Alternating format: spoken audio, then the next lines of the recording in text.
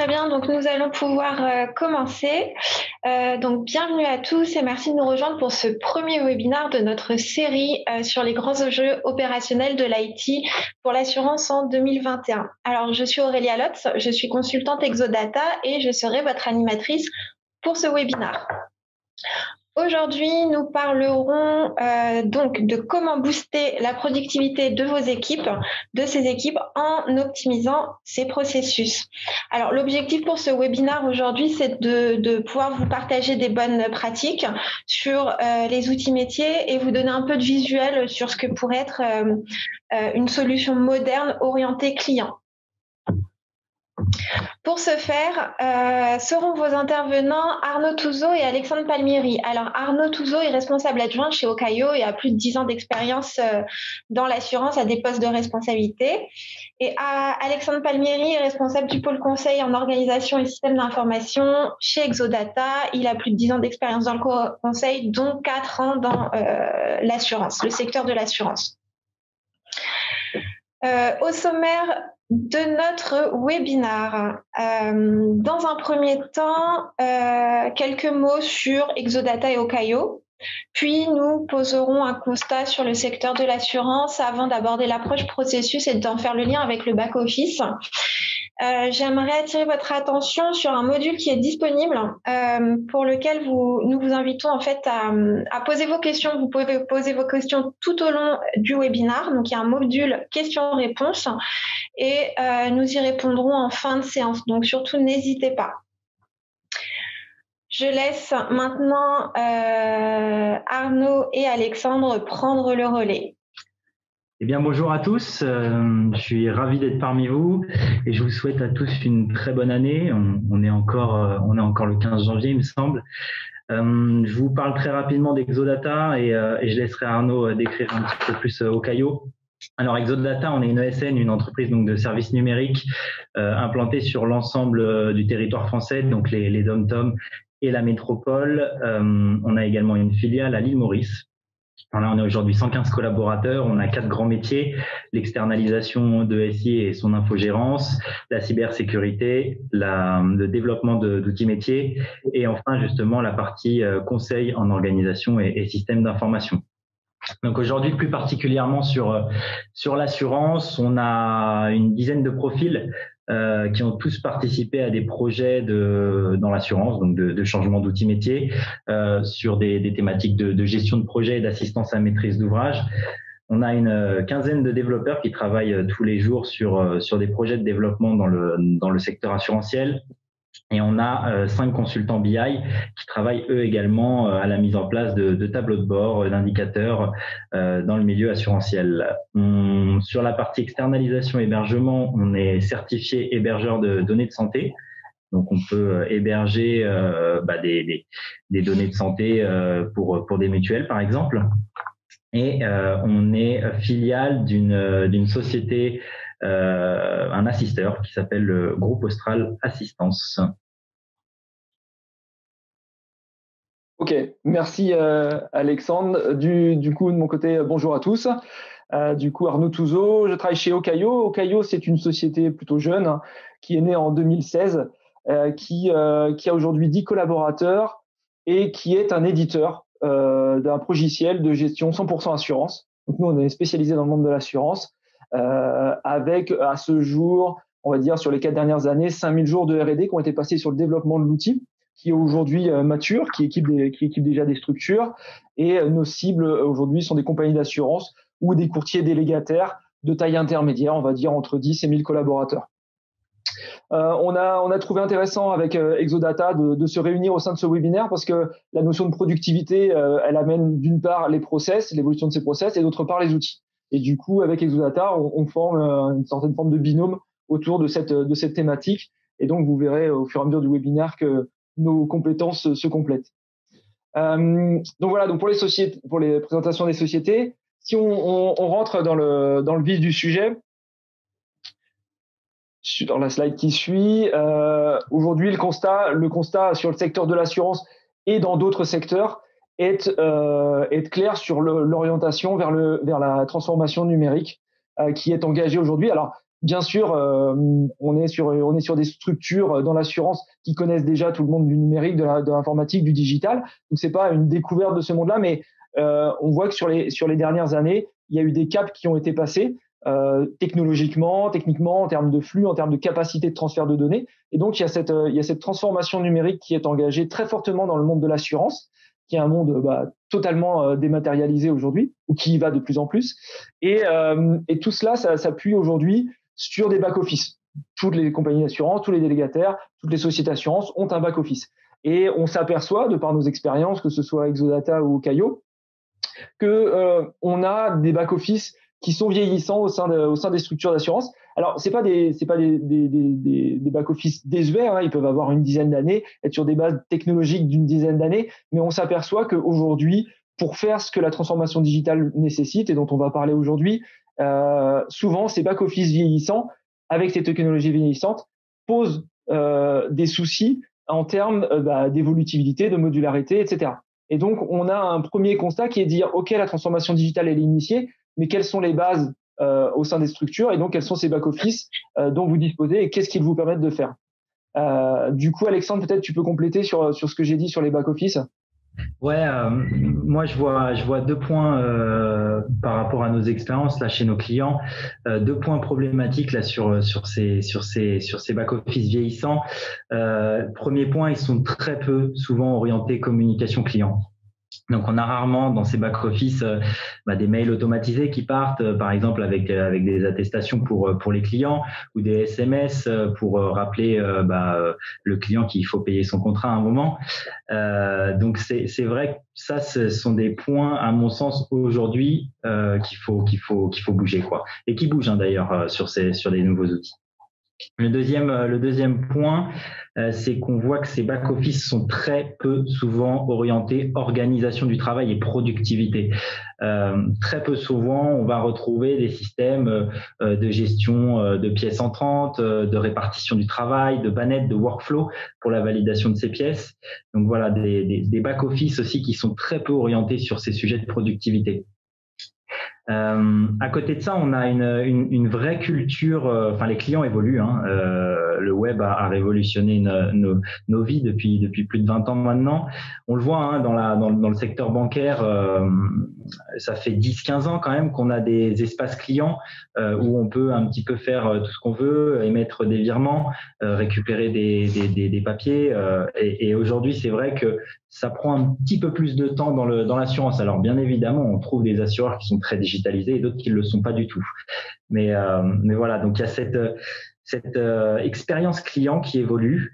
On voit aussi, nous on note de plus en plus du self-service. Le self-service se développe. Hein. On a de moins en moins d'agences chez nos clients assureurs et on a aussi un vrai besoin dans les zones rurales, un petit peu comme dans le médical où on voit des déserts médicaux.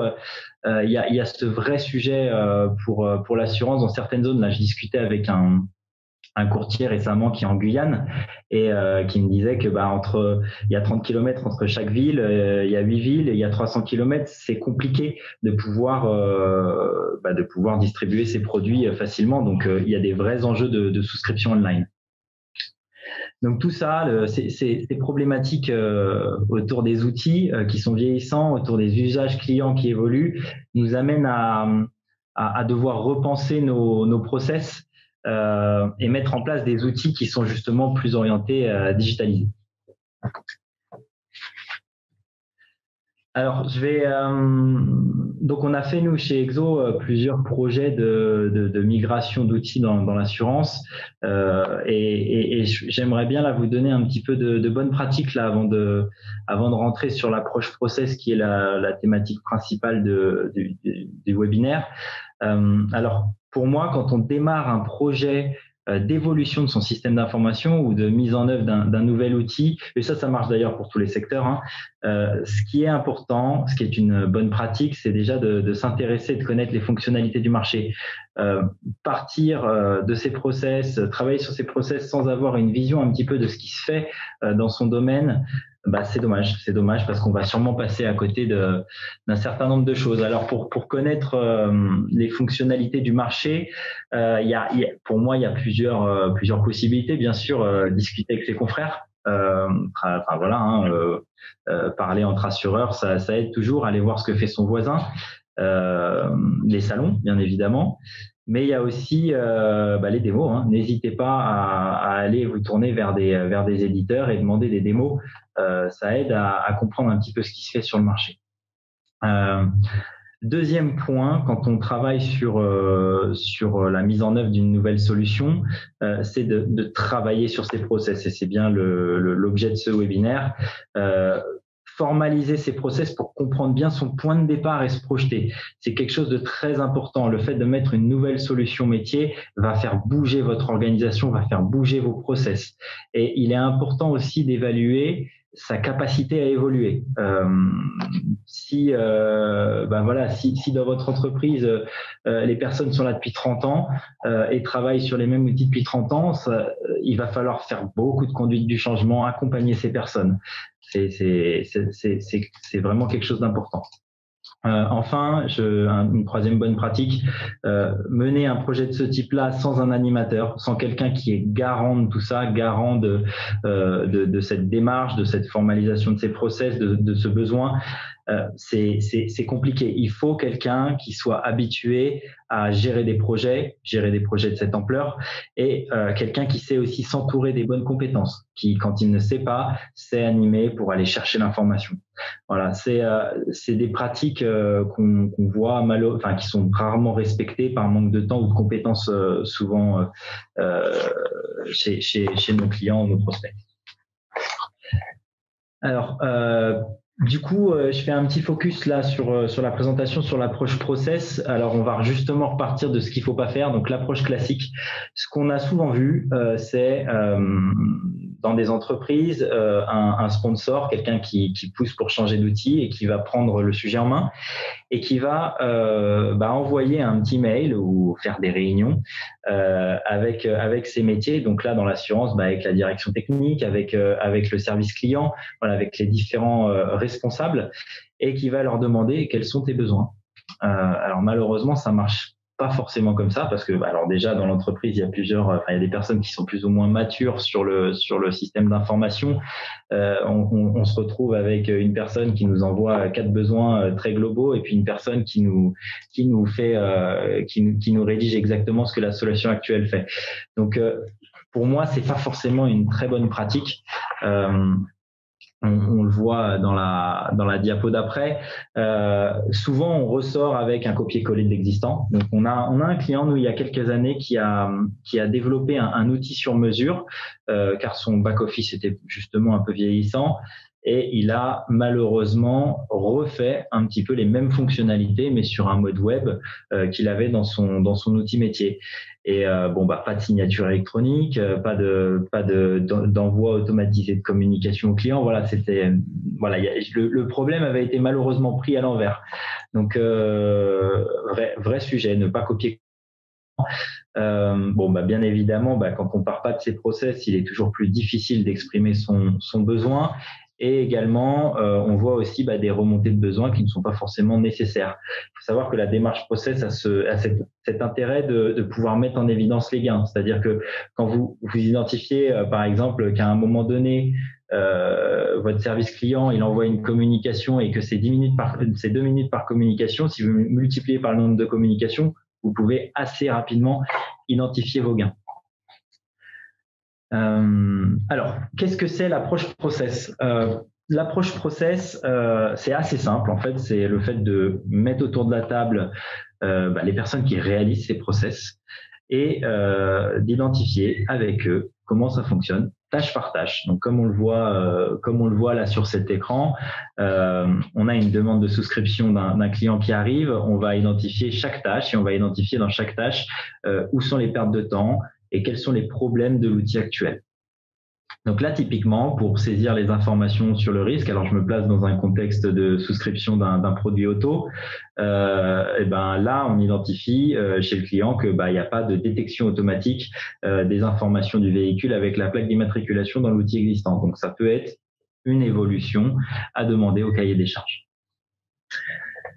Qu'est-ce que ça va amener cette approche process? Ça va permettre d'être exhaustif sur vos process. Déjà, ça va vous permettre, vous allez un petit peu faire identifier le périmètre cible de votre outil et puis vous allez lister l'ensemble des process qui sont impactés par cette future solution. Donc, imaginons un outil de back-office assurantiel, on va avoir les process de souscription, de gestion des avenants, de résiliation, les processus liés à la gestion des sinistres, etc.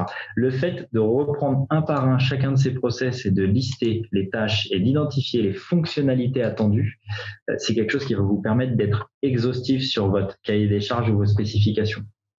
Donc, c'est très, très important. Ça va vous permettre aussi de définir les différents, justement, sujets de spécification. Donc,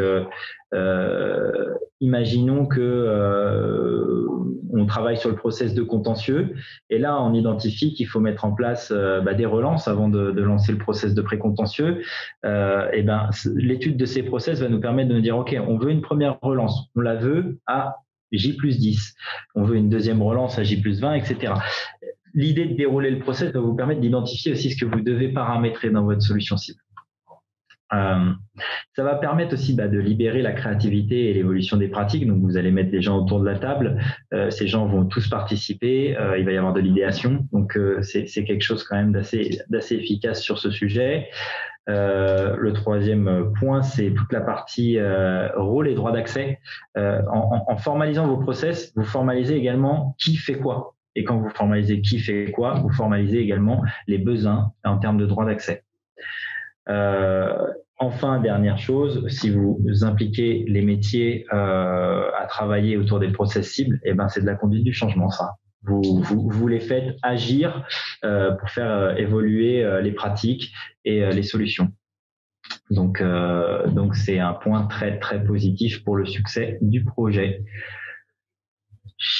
Passe à la slide d'après. Donc, on a voulu vous faire un petit exemple. Alors là, on est dans un contexte, dans le contexte. Alors, j'ai mixé plusieurs contextes. On retrouve des cas clients de plusieurs clients qu'on a, et j'ai formalisé un petit process exemple pour vous donner de la vision. Donc là, c'est le process complet. On va passer sur le zoom d'après. Donc, on est dans le cadre d'un assureur qui est sur un process donc de souscription. Là, on est sur un produit auto dans le contexte. Donc, j'ai volontairement fait un zoom là. Donc, on est le client est en agence, on rentre ses informations, on rentre les informations du risque, on choisit la formule, le tarif, on valide le devis, et il y a un moment où il va falloir lui faire signer les conditions particulières et le mandat CEPA. Première chose qu'on a identifié chez ce client, c'est qu'il y avait une énorme perte de temps à imprimer, faire signer, scanner les documents en agence. Alors, soit on perdait du temps en agence, soit on se le mettait de côté et puis résultat des courses, en fait, les CP signés, elles arrivaient 2 mois après dans le système d'information et on avait des problèmes de conformité. Donc là, sur cette première tâche, on a identifié qu'il fallait mettre en œuvre la signature électronique avec du SMS, et on a identifié aussi qu'il fallait travailler sur les éditiques. Donc ces éditiques, elles faisaient 4, 5, 6 pages et elles étaient longues à lire, elles étaient pas voilà. Et donc on a identifié qu'il fallait travailler à réduire ces éditiques. Ensuite, une fois qu'on a fait signer nos CP, il va falloir recueillir les pièces justificatives. Donc, on va récupérer permis, carte grise, etc. Là, autour de ce process, on avait identifié également énormément de pertes de temps autour du recueil des pièces, et on avait identifié que le fait de récupérer, de scanner ces pièces, de les mettre dans un dossier, c'était un peu difficile de les retrouver derrière. On avait des problématiques de stockage, etc. Mais on avait également un autre souci, c'est que le chargé de clientèle, il n'était pas forcément hyper au clair sur les pièces qu'il devait récupérer. Et donc là, l'idée, c'était de pouvoir paramétrer la solution pour se dire, OK, on est sur un produit auto, on a tel contexte de client et du coup, on a besoin de récupérer donc des CP signés, on a besoin de récupérer un permis, une carte grise, etc. et de lister en fait et de faire des espaces contextuels pour récupérer et uploader ces différentes pièces. Ensuite, on passe dans le process de contrôle. Alors là, on était vraiment sur la partie agence. Donc là, dans le contexte dans lequel je vous parle, cet assureur avait il y avait un back office qui contrôlait toutes ces pièces. Et là, du coup, il y avait pas du tout, c'est un peu ce que je disais au début du webinaire, pas du tout de workflow, de gestion des pièces. Donc les différents chargés de clientèle envoyaient leurs pièces par mail, pas hyper efficace. Et du coup, là, l'idée, c'était de mettre en place justement un système de bannettes et de workflow pour que le plateau de gestion puisse se répartir le travail de façon équitable, puisse pouvoir dire telle pièce est valide, telle pièce n'est pas valide, etc. Derrière, dernier point d'amélioration qu'on a identifié en améliorant le process, c'est toute la partie relance. Donc, comme je le disais tout à l'heure, toutes les relances en fait de clients pour aller récupérer ces pièces fastidieuses, longues, des mails à écrire, et donc tout a été automatisé. Donc, on a identifié qu'il fallait mettre en place des mails automatiques au bout de 10 jours pour le client pour le relancer sur ses pièces.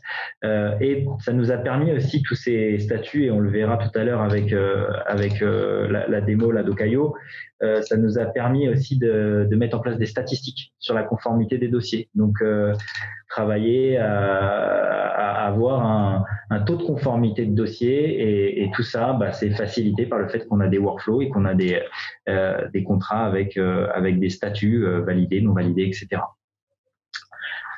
Voilà pour moi. Je passe la main à Arnaud qui enchaîne. Merci Alexandre. Du coup, ce qu'on pressent de ce que vient de dire Alexandre, c'est que ce travail sur les processus, il est complètement indépendant, et en même temps, il est complètement lié au back-office. C'est-à-dire que on a deux approches. Hein. On peut très bien se dire on va repenser complètement nos processus. Donc, on part en idéation complète, on part en nouveauté complète.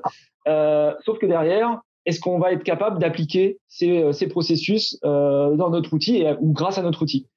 Et là, faut faire attention à pas aller dans des directions où de toute façon, on sait qu'on n'a pas les solutions techniques derrière pour mettre en œuvre ces process. Donc là, risque de frustration assez fort des équipes. Vous nous avez demandé de réfléchir pendant 6 mois. Au final, on a réfléchi et malheureusement, pour des raisons techniques, on n'arrive pas à le mettre en œuvre.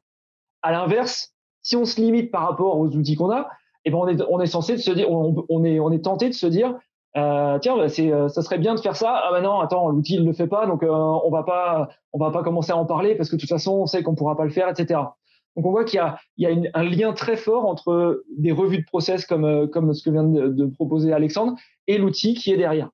Et donc ce qu'on se dit, c'est qu'il faut trouver un juste milieu en fait derrière tout ça. C'est de se dire, c'est la slide suivante du coup, Aurélia. On se dit il faut trouver un juste milieu qui est dans une réflexion qui soit ouverte avec les équipes, parce qu'il est dommage de se limiter dans sa réflexion. Donc la réflexion doit être ouverte avec les équipes afin de laisser libre cours à la créativité, ou en tout cas à la dynamique du projet, parce que sur ce type de projet, vous allez mettre en place une dynamique qui va amener des idées, qui va amener des personnes à se révéler, etc. C'est ça l'intérêt aussi. Donc la dynamique dans la réflexion, et puis derrière ça, de disposer quand même d'outils techniques. Alors on parle de back office, mais ça peut être aussi de front, d'outils techniques qui soient modulables et modernes, parce que sinon vous allez être de toute façon limité. Et on en arrive à ce qui se passe assez souvent sur ce type de projet. L'outil ne le fait pas de souci, on va remettre des surcouches par-dessus qui vont nous permettre de le faire. Et là, on arrive avec des outils informatiques. Vous avez votre back-office, il fait son job et il n'y a pas de souci avec ça. Vous avez rajouté une surcouche de relance, par exemple. Donc, c'est un web service que vous avez développé à côté. Vous avez rajouté une surcouche d'envoi de mail, vous avez rajouté une surcouche, etc., etc. Et vous vous retrouvez avec un système d'information qui fait le job quelque part. Mais attention à la démultiplication des couches, parce que vous complexifiez votre structure informatique, vous complexifiez votre maintenance et vous complexifiez vos développements. Vous allez avoir des développements web d'un côté, des développements pour faire votre relance parce que c'est très spécifique, etc., etc. Donc, on voit bien que les deux sujets sont liés. Le back-office, le plus il sera moderne, modulable, le mieux vous aurez la capacité de tirer le fruit de ces revues de processus. Tout en se disant clairement, on est entre nous, Bien sûr qu'on peut mener des revues de process sans changer son back-office. Les deux sont pas forcément liés, mais on voit bien qu'il y a un moment où, de toute façon, dans la réflexion, vous allez vous dire, bon, est-ce qu'on parle de ça? De toute façon, l'outil peut pas le faire et on pourra pas développer autre chose. Bon, bah alors on n'en parle pas. Et donc, vous allez avoir éternellement ce jeu entre je peux pas en parler, je frustre pas. Donc ça, c'est un point qui est très important et qui permet quelque part de mener ces projets dans la meilleure des conditions. Et donc, ce qu'on voulait vous montrer par rapport à ce dont a parlé Alexandre, notamment sur les relances de pièces, qui sont des sujets qui sont centraux pour l'ensemble des assureurs. On voulait vous présenter un petit exemple sur un outil moderne, du coup, qui est Okayo. Et du coup, on va partir sur une petite démonstration. Ça va pas durer longtemps, juste pour vous faire voir un peu ce qu'on fait aujourd'hui et ce qui peut être intégré dans un outil. Alors, je partage mon écran. Oui, cet écran-là, je partage. Donc, on arrive sur un tableau de bord, de Okayo. Donc, on est sur une interface web.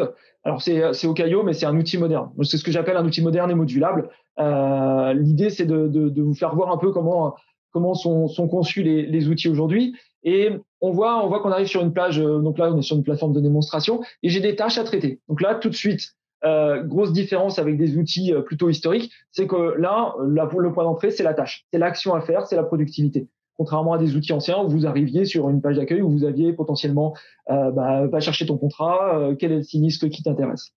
Là, on voit qu'on a une tâche qui est à traiter, donc un traitement de pièces. L'intérêt, bien sûr, c'est qu'on gère soit la tâche à la personne, soit la tâche au service. Donc là, vous pouvez gérer un service et affecter des tâches dans le service, et donc vous démutualisez. Vous mutualisez quelque part la gestion de la tâche et vous permettez d'aller plus vite. Donc si je vais sur mon contrat, donc là j'arrive sur mon contrat qui était lié à la tâche. Donc là c'est une ERC professionnelle. Donc on arrive sur des outils web, donc on a des systèmes d'onglets, on recharge pas, ça va vite.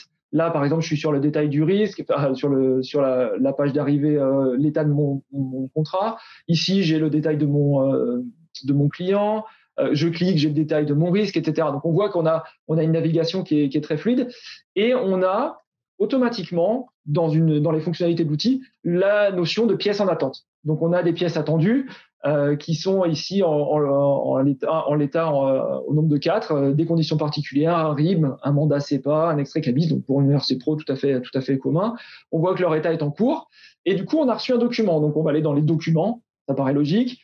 On a les documents qui sont sortis, donc on a bien sûr la gestion des flux documentaires et on a les documents entrants. Donc là on a un document reçu pour ce contrat-là. Si je clique sur la tâche, sur le document, on a une interface à nouveau web où ça nous permet de prévisualiser le document. Donc là, en l'occurrence, je vous ai fait un document qui contient un RIB sur la première page, un mandat sur la deuxième, des CP signés, etc. Et là, le collaborateur, quelque part, n'a plus de manipulation à faire pour vérifier son document.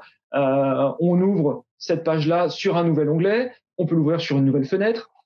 Il peut vérifier ses documents et automatiquement, sur la base des pièces qui sont en attente, valider ou invalider des pièces. Donc là, je sais pas, moi, mon RIB, il est bon, mon mandat CEPA, il est parfait, très bien. Donc là, je vais dire que ces deux-là sont OK. Donc l'état qui est en cours aujourd'hui, moi, je vais le mettre en fait, j'ai fait ma tâche, je le mets en validé conforme et je valide. Là, j'ai mes deux pièces qui sont passées en état fait et validé conforme et malheureusement, le client nous a envoyé des CP signés KO et un CABIS qui correspondait pas. Qu'à cela ne tienne, je vais sur ces deux pièces-là. Donc là, celles-ci, elles vont être en état en cours, d'accord? Et par exemple, je vais dire qu'il manque la dernière page des CP. Voilà, disposition particulière incomplète, manque une page. Donc très bien, je suis parfaitement clair.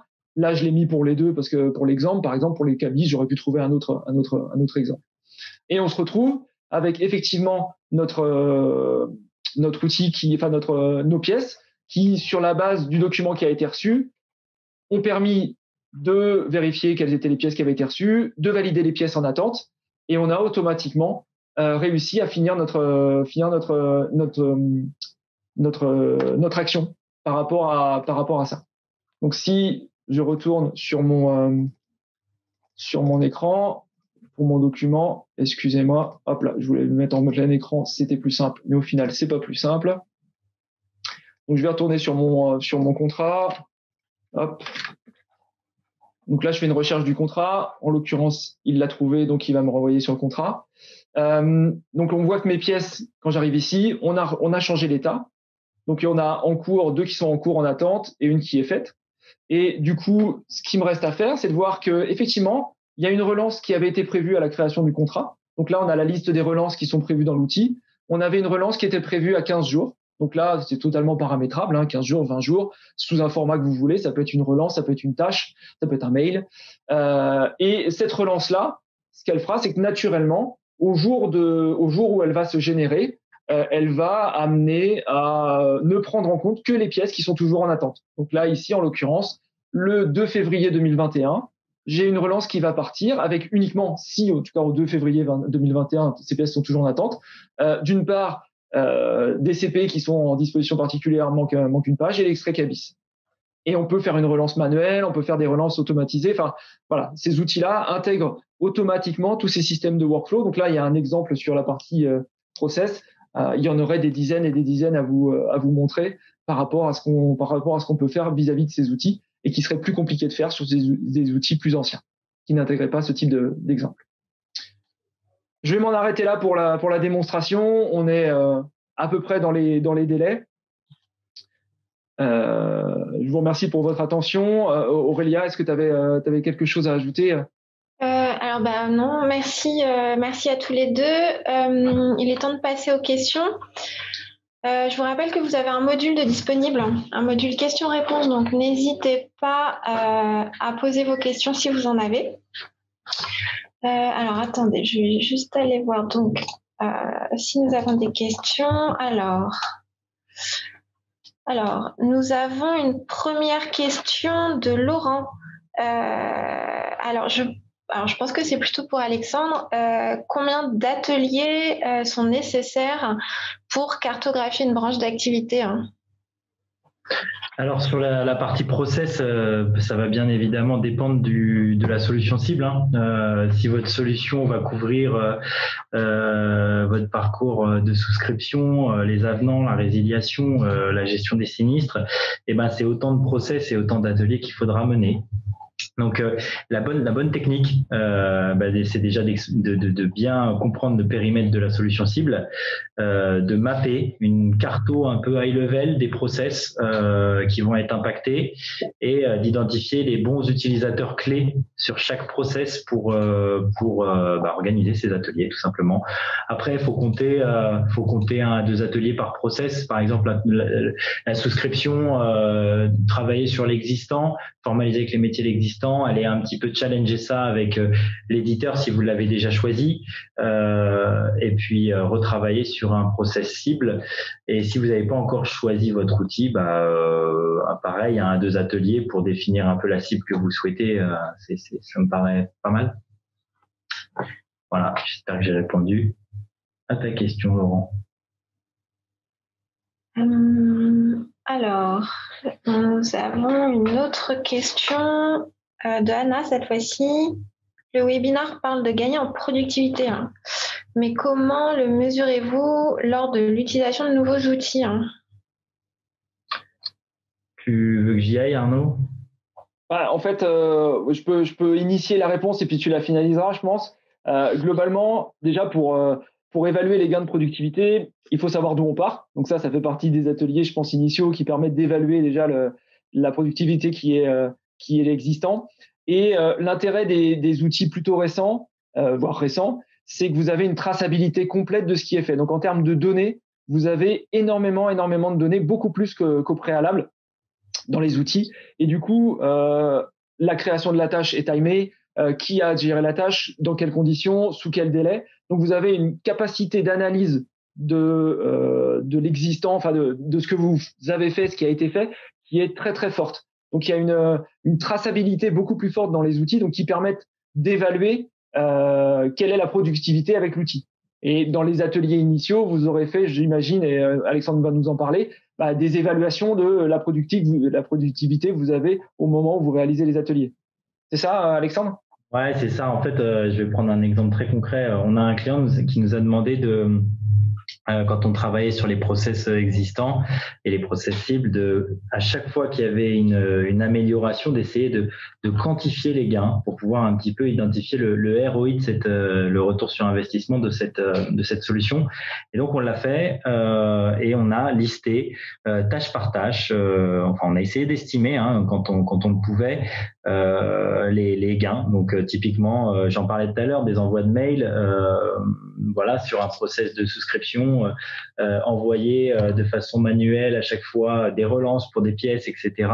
Et ben on a quantifié ce temps gagné. On l'a fait pour quasiment tous les sujets en fait pour ce client. Donc c'était un client qui sur la santé et la prévoyance et c'était un désir de sa part de travailler sur ce sujet. Merci. Alors, nous avons encore des questions. Alors, une première question de Christiana. Est-ce qu'il y a des logiciels gratuits pour cartographier les processus ?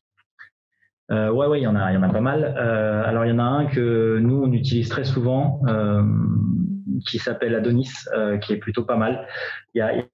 Alors, sur les outils de formalisation des métiers, des process, ce qu'on appelle des outils de BPA, donc Business Process Analysis.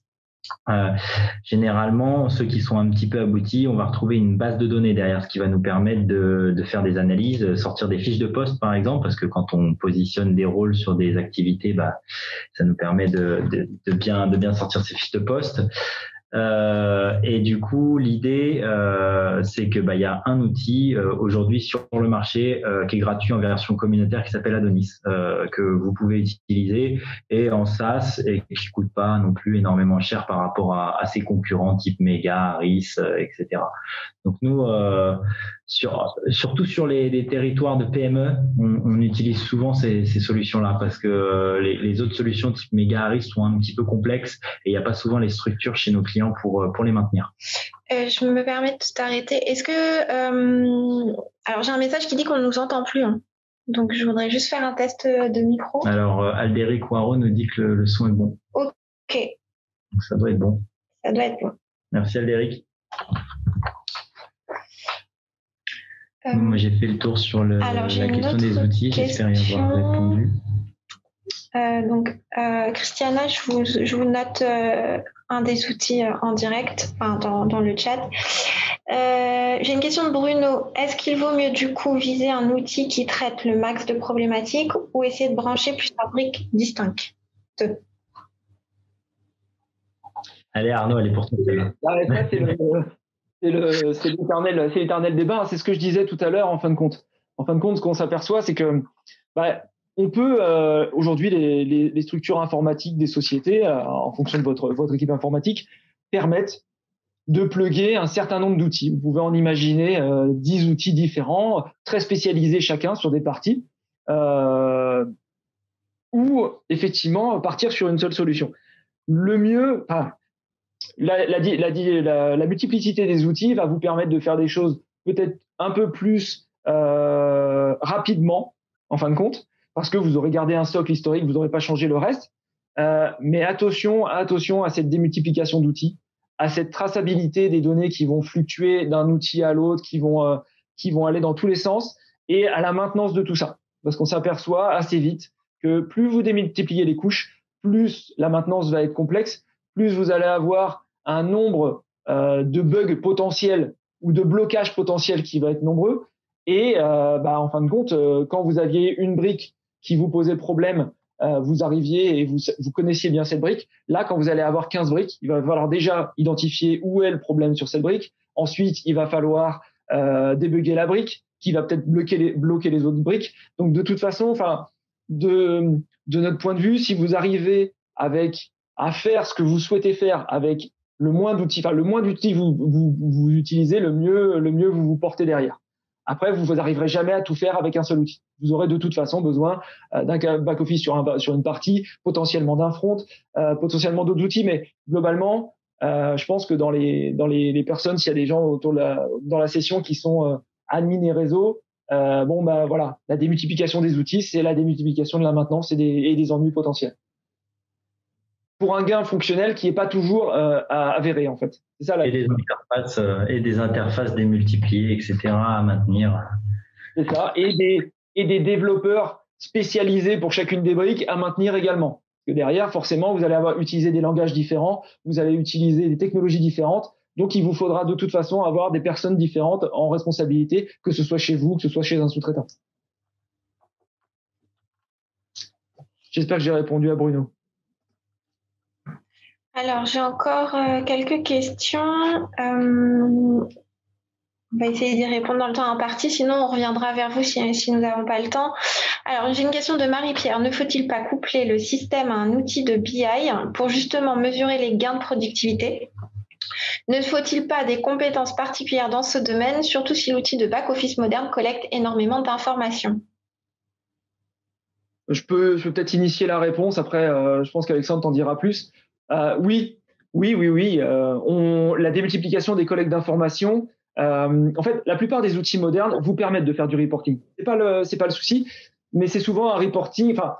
Quand vous voyez des outils de BI modernes comme peuvent l'être les solutions Qlik, par exemple, sans faire de pub, vous avez une capacité d'utilisation, une capacité de filtrage qui sera toujours supérieure à ce qu'on arrivera à faire via des outils. Les outils vous permettent de faire des reporting. Par exemple, vous avez un service qui, toutes les semaines, souhaite récupérer l'ensemble des contrats qui ont été faits ou l'ensemble des tâches qui sont en attente.